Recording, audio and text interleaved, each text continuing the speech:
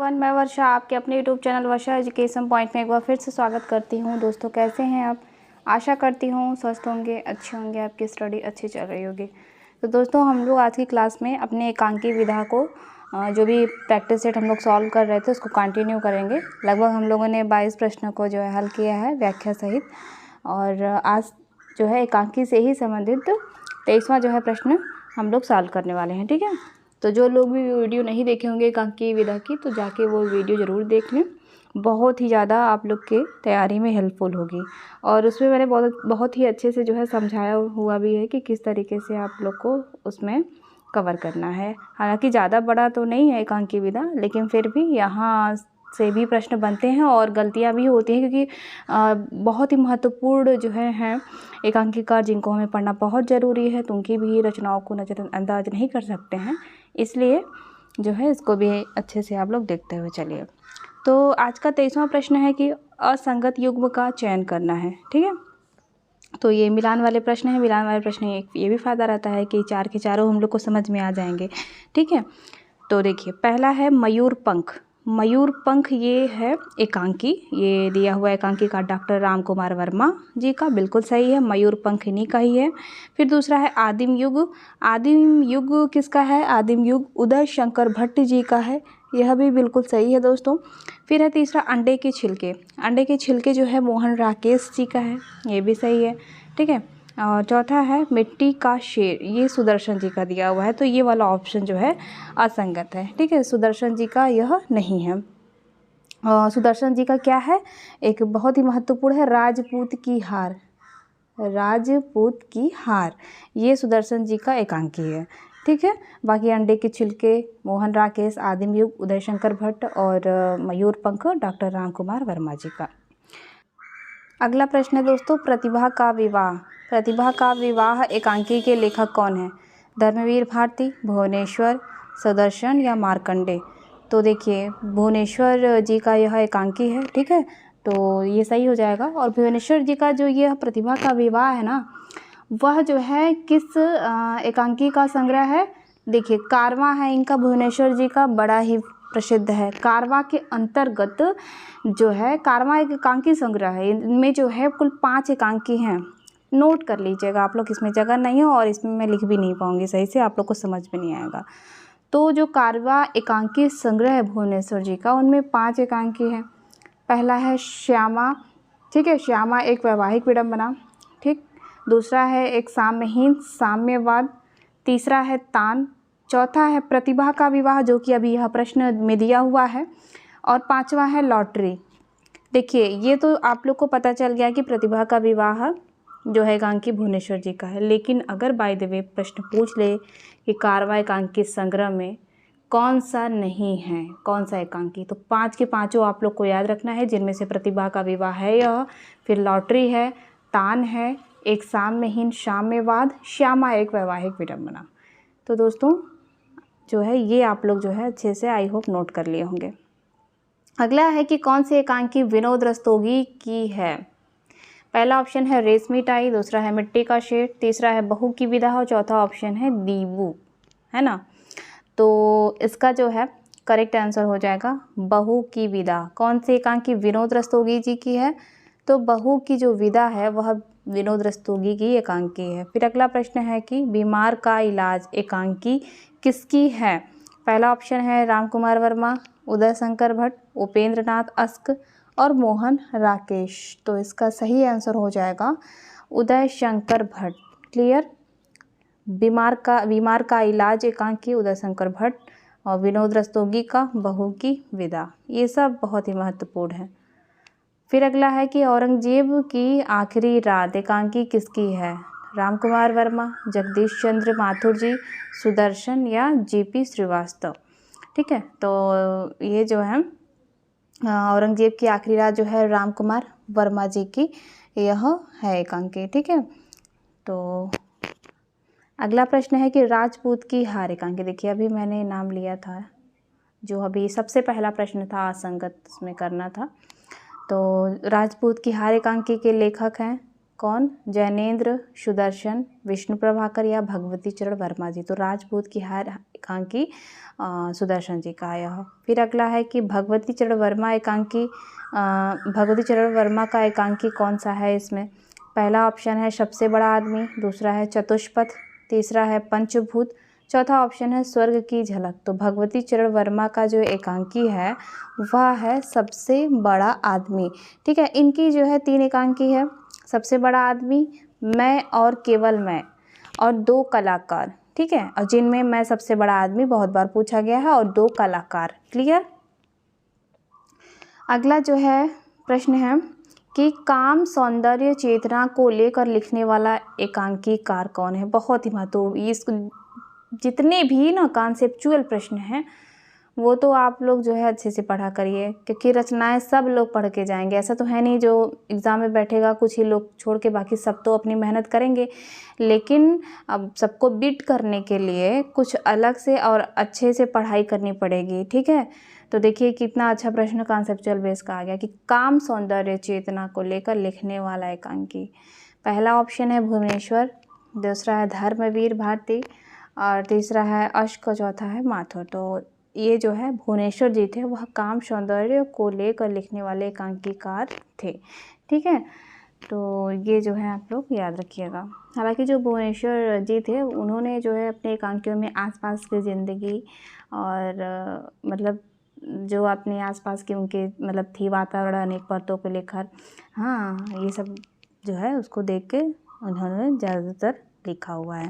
ठीक है, तो इनकी और भी एकांकी की बात करें तो जैसे कि कारवां तो मैंने बताया, उसमें 5 एकांकी संग्रह, एक है तांबे के कीड़े। ठीक है, और तांबे के कीड़े इनका जो है उसी से ही एब्सर्ड नाटक की शुरुआत होती है, और है शैतान इनका, सिकंदर, स्ट्राइक एंड बाजी राव की तस्वीर। ठीक, अगला है कि मिट्टी का शेर एकांकी। अभी देखिए मिट्टी का शेर एकांकी, उसमें असंगत वाला जैसे सुदर्शन जी का आया था, तो मैंने बताया था राजपूत की, हाँ देखिए मिल गया ये भी इसमें। तो अब हमें इसमें पता चलेगा कि मिट्टी का शेर एकांकी किसकी है। तो चलिए देखते हैं। पहला ऑप्शन है जैनेन्द्र, दूसरा है भुवनेश्वर, और तीसरा है जीपी श्रीवास्तव, चौथा है सुदर्शन जी। तो सुदर्शन जी है नहीं, तो जीपी श्रीवास्तव का यह एकांकी है। क्लियर। अगला प्रश्न है कि निम्नलिखित रचना एवं रचनाकारों का संगत क्रम बताइए। चलिए, अंडे के छिलके, अंडे के जो छिलके हैं वह किसका है? अंडे के छिलके एकांकी मोहन राकेश जी का है। ठीक है, फिर उसके बाद है उमर कैद, उमर कैद किसका है? यह गिरजा कुमार माथुर जी का है। फिर है दोस्तों पत्थर और परछाई, पत्थर और परछाई यह किसका है? यह मार्कंडे जी का है। फिर उसके बाद है संगमरमर पर एक रात, यह एकांकी किसकी है? यह है धर्मवीर भारती जी की। ठीक है दोस्तों, तो इस प्रकार से जो है घ वाला ऑप्शन करेक्ट हो जाएगा। अच्छा, आप लोग मुझे कमेंट बॉक्स में बताइए, क्योंकि कुछ मिलती जुलती रचनाएं मुझे याद आ गई, जैसे ये पत्थर और परछाई था, तो ये मैंने बताया किसका? मार्कंडेय जी का। अब आप लोग मुझे कमेंट बॉक्स में बताइएगा कि प्रकाश और परछाई किसका एकांकी है। ठीक है, प्रकाश और परछाई। अगला प्रश्न है कि भुवनेश्वर प्रसाद का एकांकी संग्रह कारवां कब प्रकाशित हुआ था? सन 1939, 1940, 1930 या 1936 ईस्वी में? तो इसका करेक्ट आंसर हो जाएगा 1930 ईस्वी में। ठीक है, तो एक मिनट, 1930 ईस्वी नहीं है, 1936 ईस्वी। ठीक है दोस्तों, कारवां जो इनका एकांकी संग्रह है वह सन 1936 ईस्वी में जो है प्रकाशित हुआ था। अगला प्रश्न है कि स्त्री का हृदय, स्त्री का हृदय एकांकी किसकी है? पहला ऑप्शन है बद्रीनाथ भट्ट, दूसरा है उदय शंकर भट्ट, तीसरा है राम कुमार वर्मा, और चौथा ऑप्शन है सुदर्शन। तो स्त्री का हृदय यह जो है किसका है? यह उदय शंकर भट्ट जी का है। देखिए उदय शंकर भट्ट जी के ना आप लोग काफ़ी रचनाएं याद कर लीजिएगा इंपॉर्टेंट, जैसे कि बताऊं मैं, स्त्री का हृदय है, एक धूमशिखा आप लोग देख लीजिएगा, पर्दे के पीछे, विष की पुड़िया, और एक है इनका 1935 और एक ही कब्र में। ये जितना भी मैंने बोला है ये सब बहुत ही महत्वपूर्ण है। वैसे आप लोग कंप्लीट ही याद कर लीजिए तो ज़्यादा ही अच्छा है, क्या मतलब रिस्क लेना है कि नहीं। अगला जो है प्रश्न है कि पर्दे के पीछे, नए मेहमान, गिरती दीवारें एकांकी किसकी है? देखिए अभी जो मैंने नाम लिया अभी क्या, तो देखते हैं पहला ऑप्शन है अश्क, दूसरा है धर्म प्रकाश, तीसरा है उदय शंकर भट्ट, चौथा ऑप्शन है विपिन कुमार। तो उदय शंकर भट्ट जी का है पर्दे के पीछे, नए मेहमान और गिरती दीवारें। क्लियर। अगला प्रश्न है कि ताजमहल के आंसू एकांकी किसकी है? ठीक है, ताजमहल के आंसू एकांकी किसकी है?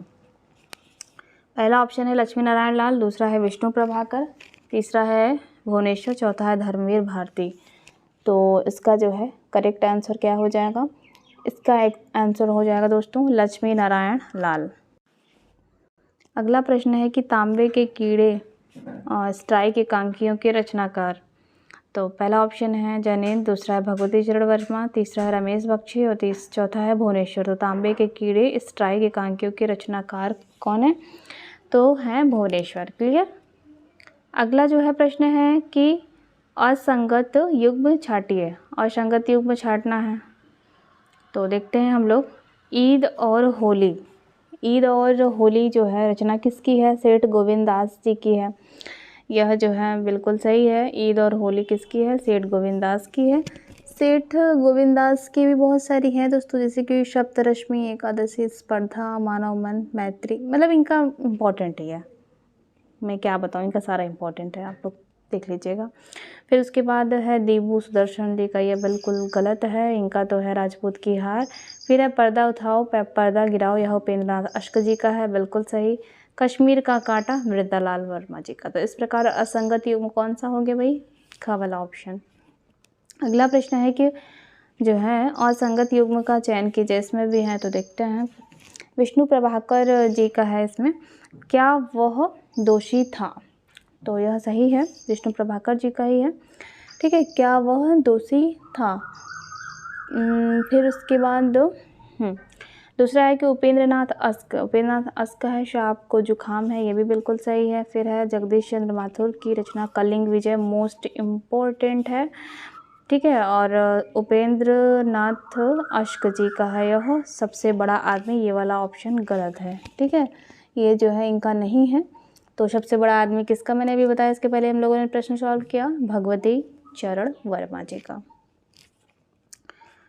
अब कहाँ आ गए? हाँ, 40वें नंबर प्रश्न पे आ गए। 2 वीडियो में आप लोग के लगभग सारे महत्वपूर्ण एकांकी कंप्लीट हो जाएंगे।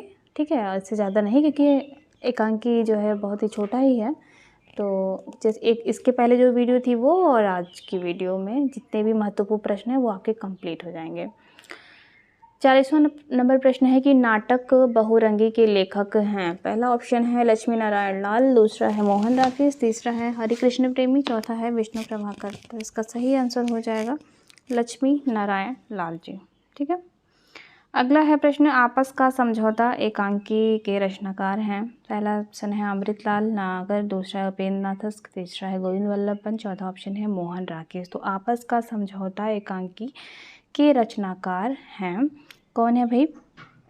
ये जो है उपेंद्रनाथ अश्क जी का यह रचना है। ठीक है, अगला है कि आज का आदमी किसकी रचना है। तो पहला ऑप्शन है महमूद अली, दूसरा है सत्येंद्र, तीसरा है उदय शंकर भट्ट, चौथा है कुंवर बहादुर। तो आज का आदमी उदय शंकर भट्ट जी की रचना है।